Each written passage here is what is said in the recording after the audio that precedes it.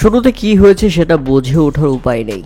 সাইম আইয়ুব শুধু তাড়াহুড়া করে নিজেদের ফিজিওকে ডাকছেন, তার মানে আম্পায়ার ব্যাপকভাবে ব্যথা পেয়েছে।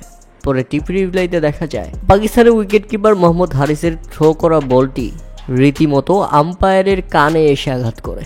হ্যাঁ দর্শক, মূলত পাকিস্তানি উইকেট কিপার মোহাম্মদ হারিস বোলিং এন্ডে থাকা সাইম আইয়ুবকে বোলিং করার জন্য আবারও বলটি দিচ্ছিলেন, কিন্তু তার সামনেই চলে আসেন আম্পায়ার এবং ব্যাপকভাবে ব্যথা পান তিনি।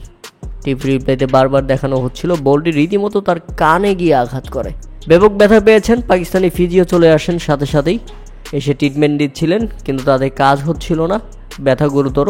পরবর্তীতে মাঠ ছাড়েন শ্রীলঙ্কান এই আম্পায়ার রুচিরা পালিয়াগুরুকে।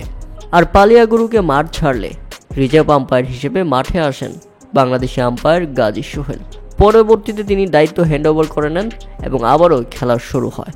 ব্যাপারটি খুবই দুঃখজনক ছিল, কিন্তু এটা অপ্রত্যাশিত ঘটনা। তবে আশা করছি রুচিরা পালিয়াগুরুকে এই আম্পায়ার খুব তাড়াতাড়ি সুস্থ হয়ে উঠবেন।